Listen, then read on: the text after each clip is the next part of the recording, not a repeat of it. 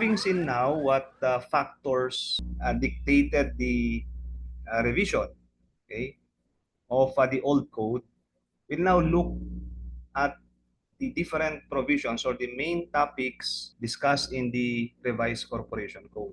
We'll start with the general principles. As per the bar syllabus, okay, general principles include nature and attributes, nationality of corporations, the doctrine of separate juridical personality, doctrine of piercing the veil, okay, and the trust fund doctrine. Nature and attributes, we'll discuss this following the definition of a corporation under Section 2 of the revised corporation code. So what are the attributes of a corporation? Will tell us the nature of a corporation. First, it's an artificial being with separate personality. Second, it's created by operation of law. Third, it has a right of succession. And lastly, it has powers, attributes, and properties. On the first attribute, corporation is an artificial being with separate personality. So what do we mean by an artificial being? Corporation is an artificial being and corporation with a separate personality. Now, a corporation is considered an artificial being because it is a juridical entity created by law. It's not a natural person created by God. It has, by consequence, a personality distinct and separate from the individuals who compose it. So when we say corporation as an artificial being, it is a legal fiction in the sense that it is law that created it, and such person can only exist if it complies with the requirements of law. Now, this concept of law as a legal fiction is a concept that is foundational in Philippine corporate law and is found expressly stated in Section 2 of the Corporation Code. So Section 2 of the Code defines a corporation as an artificial being created by operation of law. So this means that a corporation does not exist naturally, but is brought into existence through a legal process, such as incorporation, and it operates under the framework of laws that grant its specific rights and responsibilities. Now, of course, to understand all the subsequent topics under the Corporation Code, this is the most fundamental, okay? The artificial nature of a corporation. The doctrine of separate personality is anchored on this legal concept. The doctrine of piercing the veil is also a legal consequence of this concept. The limited liability principle, it is also anchored on this concept of a corporation being a legal fiction. Now we have this concept of the artificial nature of a corporation. Uy Gongco Corporation et al. Versus Harbor Center Port Terminal 2023 case. The High Court said that a corporation is a juridical entity with a personality distinct from its incorporators, stockholders, or members. It can exercise powers and conduct business through its board. In Fernandez versus Smart Communications Incorporated 2019 case, the court reiterated that the corporation's obligations are its own and not of its stockholders or representatives, again underscoring its separate legal personality. So we always associate the concept of an artificial being, it is corporate legal fiction, with the doctrine of separate personality. We are emphasizing the doctrine of separate personality because under the law, a corporation, even if it does not have this natural existence, is considered a person. If we do not emphasize that, yung artificial nature ng corporation, it would be difficult to understand that the person behind the corporations, like the stockholders, directors, officers, and employees, have rights, property, and obligations that are distinct from the corporation. So if a corporation is a person, although artificial, then it has a personality that is separate and distinct from the people that compose it. Now, to highlight some key characteristics and consequences of the artificial being of a corporation. First, it's created by law. A corporation comes into existence only through compliance with legal requirements, such as the filing or submission of the articles of incorporation, among others, with the SEC. Another consequence is the separate legal personality. It is distinct from the people that compose it. Third, perpetual succession. Since a corporation is another being, although it is only artificial, its existence is not dependent on the existence of the people who compose it. So even if the original stockholders or the original members transferred their shares to other persons, or even if they all died, the corporation still exists because it's a separate being and it has a personality given by law, endowed by law.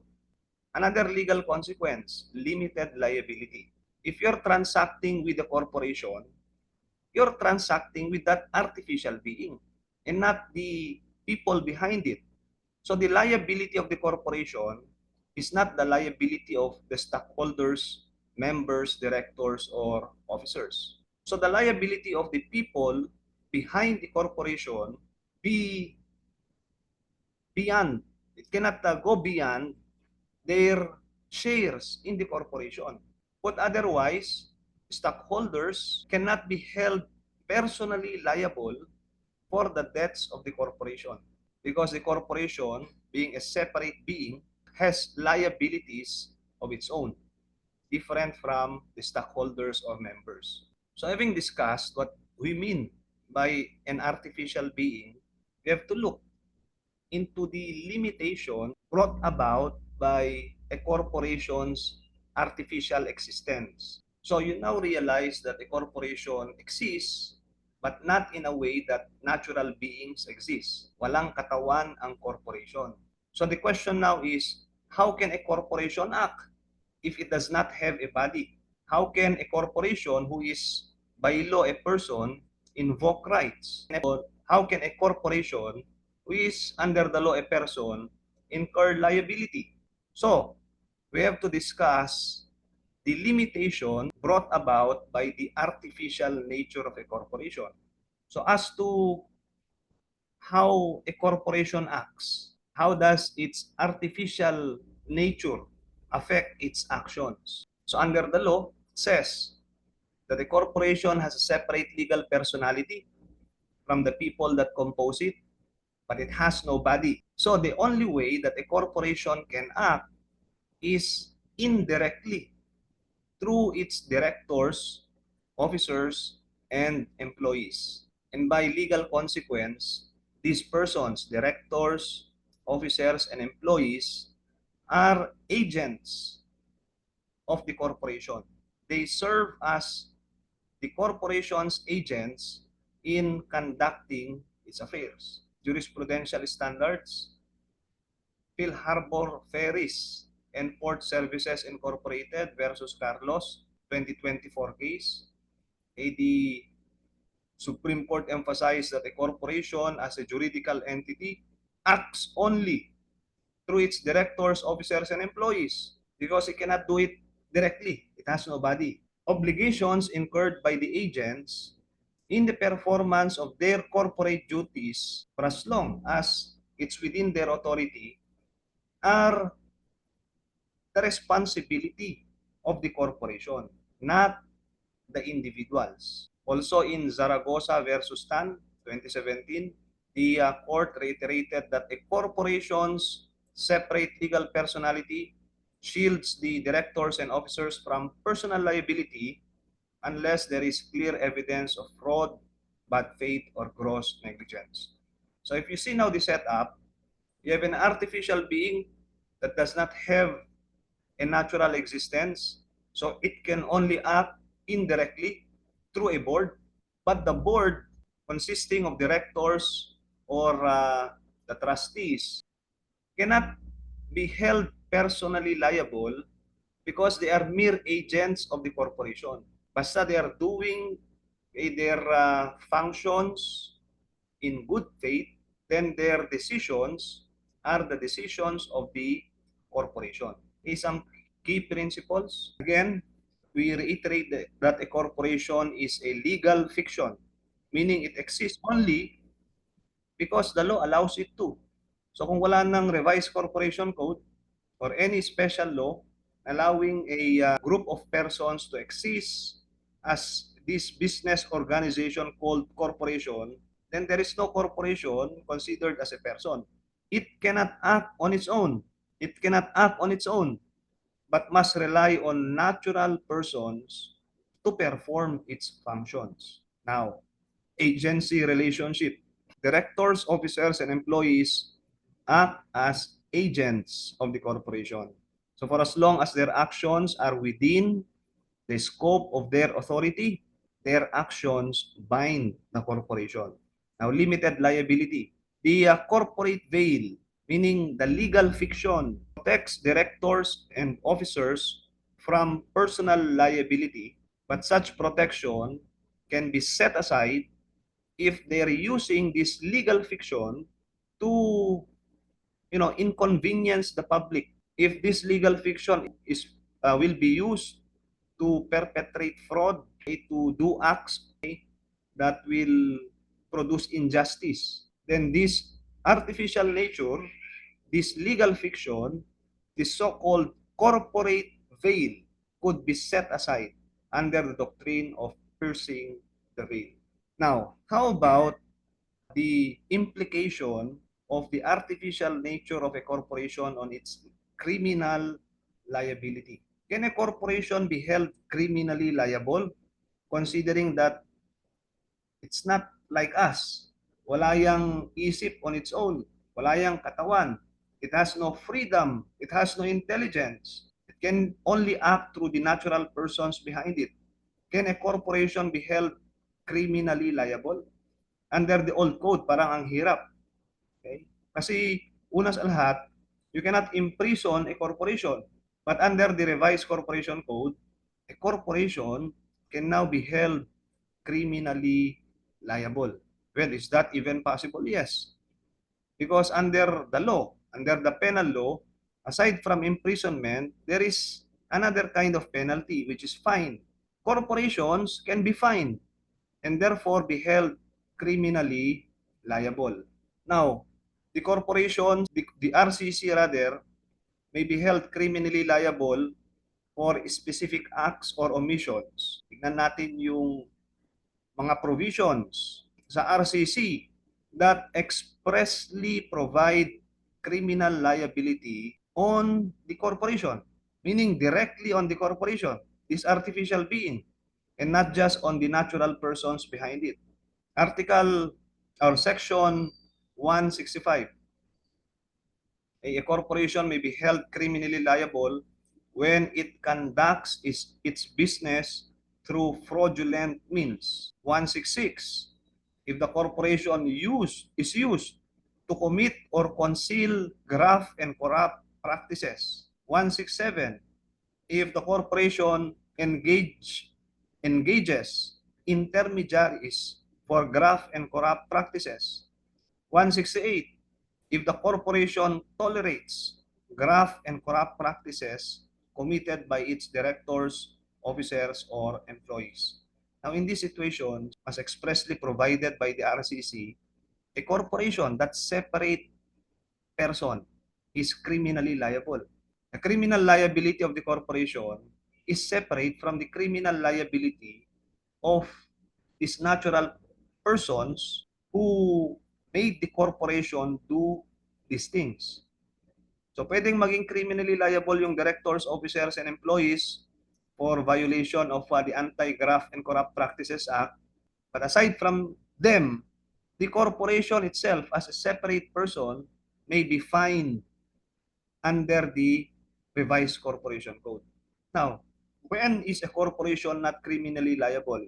A corporation cannot be held criminally liable for acts that are inherently personal to individuals. or those crimes requiring intent or specific actions that only natural persons can perform. A corporation cannot be held liable for murder or homicide because only a natural person can do that.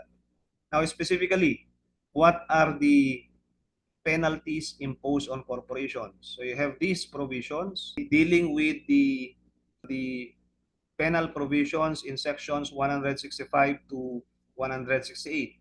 So the act committed in section 125 is penalized, okay, for a fine ranging from 200,000 pesos to 2 million or up to 5 million pesos if injurious to the public.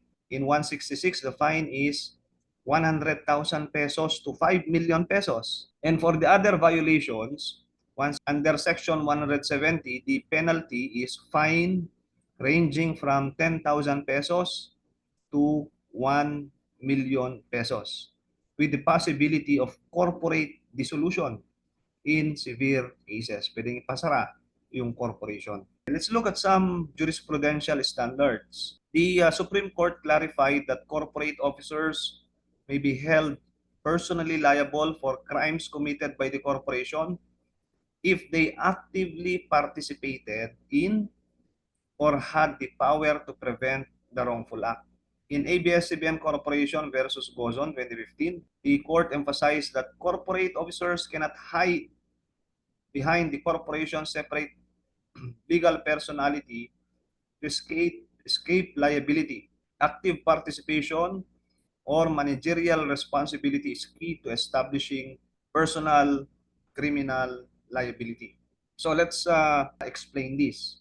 A while ago, we mentioned about the criminal liability of a corporation, meaning singly the corporation, independent of the directors or the natural persons behind it, may be held criminally liable. Now, in this case, sabi dyan, if natural persons are using the corporation as a shield, meaning if they're using this concept of artificial being with a separate personality to shield them in committing crimes, then the court can remove this legal fiction and make the persons behind the corporation liable.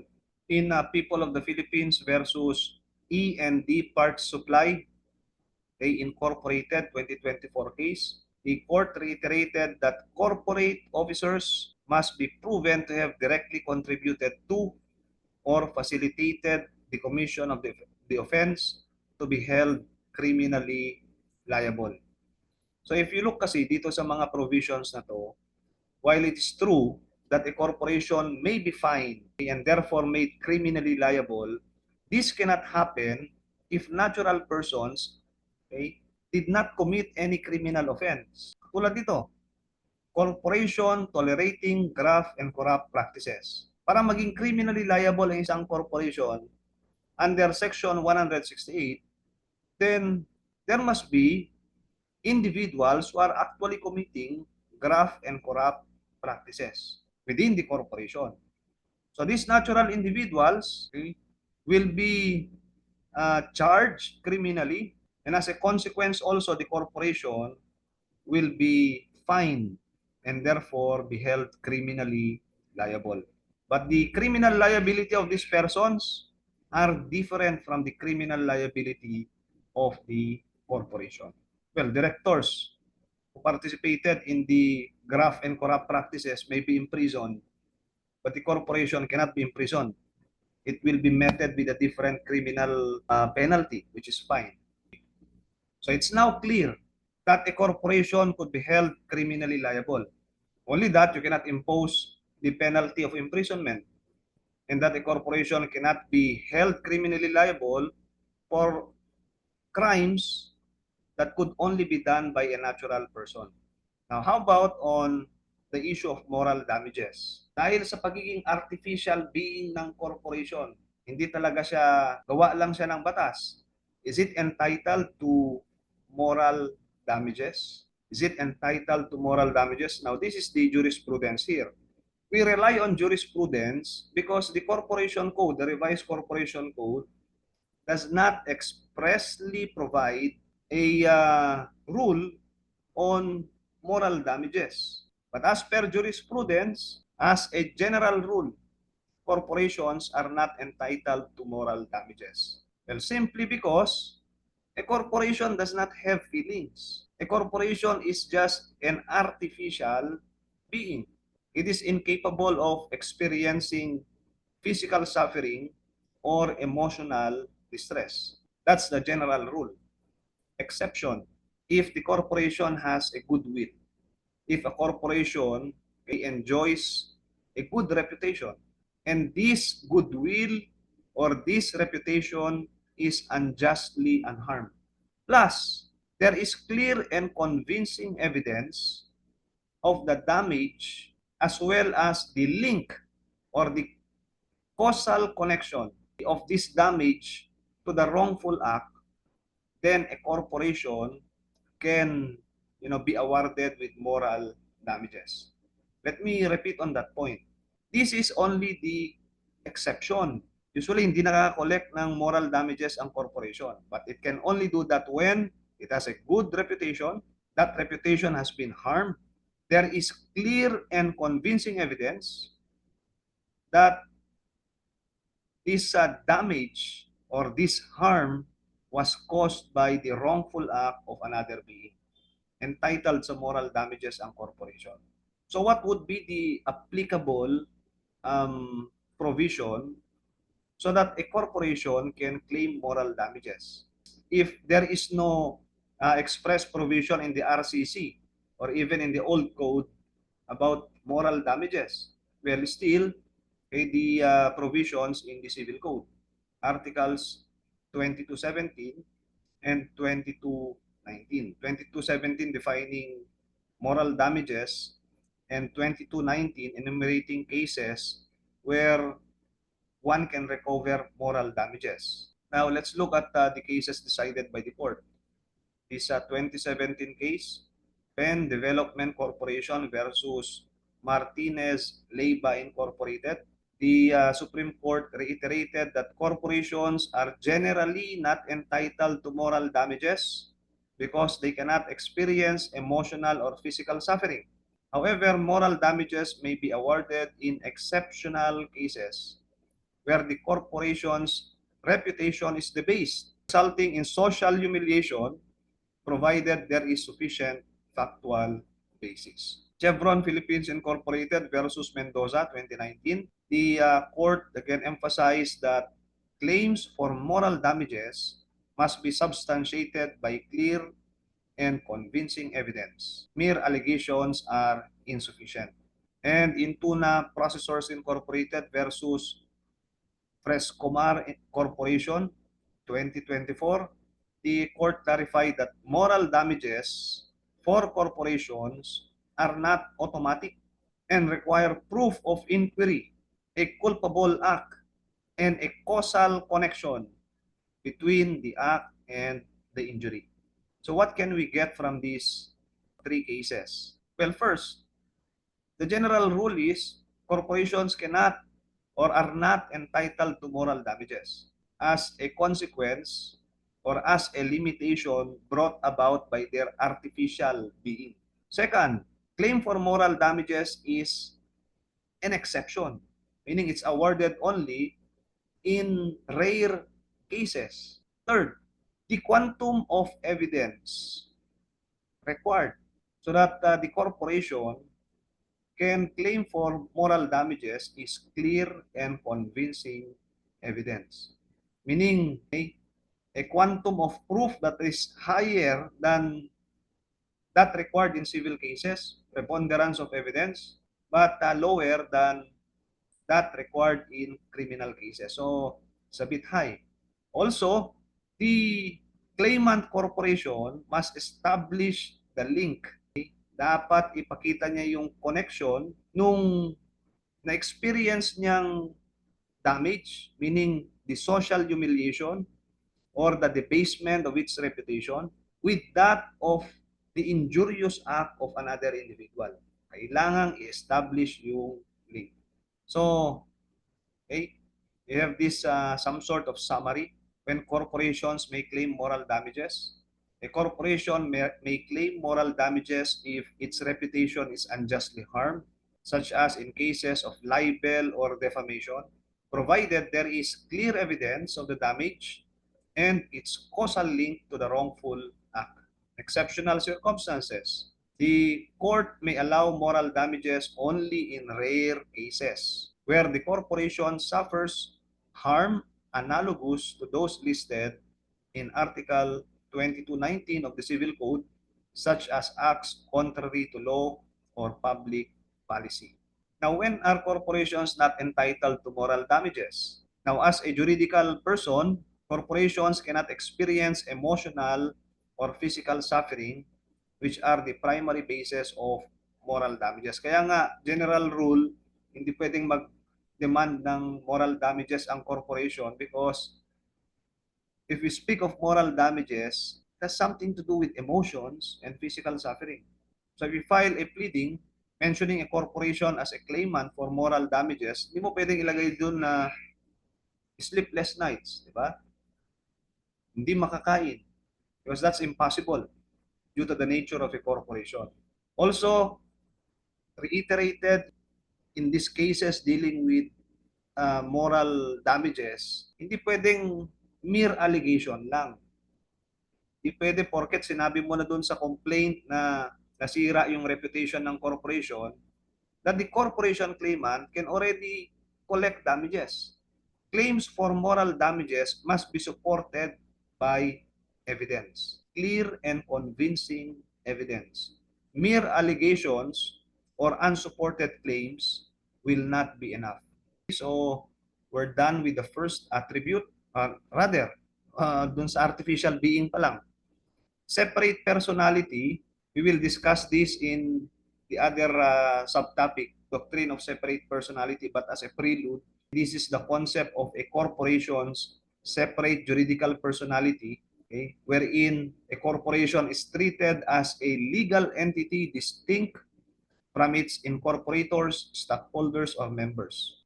These two always go hand in hand. Pag sinabi mong artificial being ang corporation, tao yan, therefore, it's an independent being. It's separate from the directors, officers, okay, stockholders, and members.